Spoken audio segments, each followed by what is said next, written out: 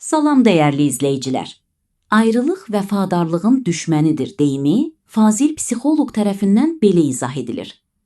Bugün sizinlə məsafələrin sadəcə yollarda deyil, həm də qəlblərdə açdığı o dərin boşluqdan danışacağıq. Deyirlər, gözündən uzaq olan könlündən də uzaq olar. Bəs bu həqiqətənmi belədir? Yoxsa ayrılıq sadəcə zəif bağların sonudur? Sizcə vəfa nədir?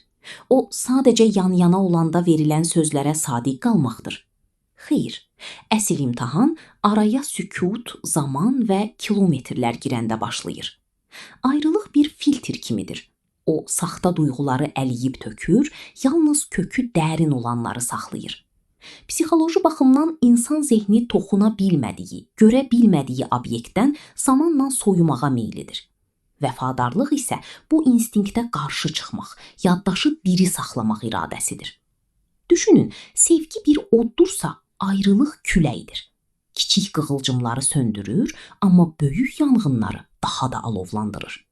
Əgər bir ayrılıq vəfadarlığı öldürürsə, deməli orada biz yox, sadəcə vərdiş varmış. Siz heç uzaqda olub, ruhən yanınızda hiss etdiyiniz birini itirməkdən qorxdunuzmu?